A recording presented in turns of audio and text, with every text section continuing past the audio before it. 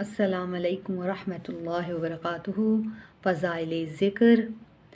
اور حج کے زمانے میں بھی ٹھہر کر کئی روز تک اللہ کو یاد کیا کرو، اس کا ذکر کیا کرو اور کثرت سے اپنے رب کو یاد کیجیے اور صبح و شام تسبیح کیا کیجیے۔ پہلے سے عقل مندوں کا ذکر ہے، وہ ایسے لوگ ہیں جو اللہ تعالیٰ کو یاد کرتے ہیں، کھڑے بھی اور بیٹھے بھی اور لیٹے ہوئے بھی، اور آسمانوں اور زمین کے پیدا ہونے میں غور کرتے ہیں، اور غور کے بعد یہ کہتے ہیں کہ اے ہمارے رب، آپ نے یہ سب بیکار تو پیدا کیا نہیں، ہم آپ کی تسبیح کرتے ہیں، آپ ہم کو عذاب جہنم سے بچا لیجئے۔ جب تم نماز خوف جس کا پہلے سے ذکر ہے پوری کر چکو تو اللہ کی یاد میں مشغول ہو جاؤ، کھڑے بھی، بیٹھے بھی اور لیٹے ہوئے بھی، کسی حال میں بھی اس کی یاد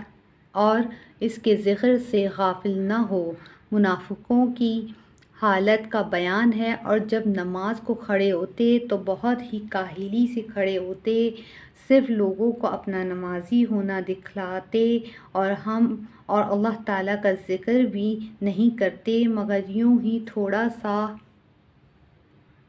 شیطان تو یہی چاہتا ہے کہ شراب اور جوئے کے ذریعے سے تم میں آپس میں عداوت اور بغض پیدا کرے اور تم کو اللہ کے ذکر اور نماز سے روک دے۔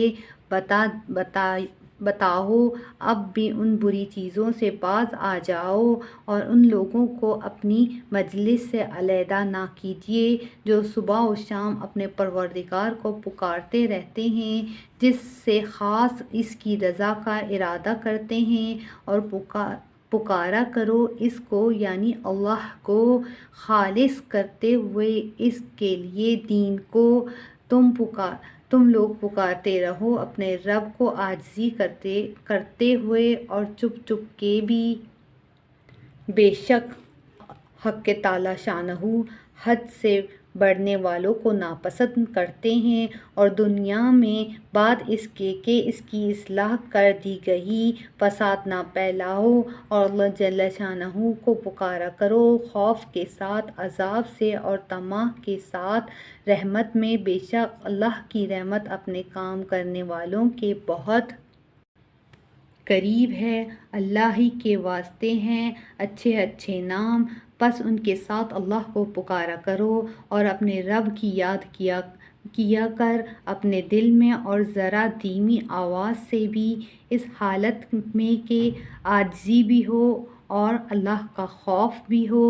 ہمیشہ صبح کو بھی اور شام کو بھی، اور غافلین میں سے نہ ہو۔ ایمان والے تو وہی لوگ ہیں کہ جب ان کے سامنے اللہ کا ذکر کیا جاتا ہے تو اس کی بڑائی کے تصور سے ان کے دل ڈر جاتے ہیں، اور جب ان پر اللہ کی آیتیں پڑھی جاتی ہیں تو ان کے ایمان کو بڑھا دیتی ہیں اور وہ اپنے اللہ پر توکل کرتے ہیں۔ آگے ان کی نماز وغیرہ کے ذکر کے بعد ارشاد ہے، یہی لوگ سچے ایمان والے ہیں، ان کے بڑے بڑے درجے ہیں ان کے رب کے پاس، اور مغفرت ہے، عزت کی روزی ہے۔ فضائل تبلیغ۔ اے محمد صلی اللہ علیہ وسلم، لوگوں کو سمجھاتے رہیے کیونکہ سمجھانا ایمان والوں کو نفع دے گا۔ مفسرین نے لکھا ہے کہ اس سے قرآن پاک کی آیات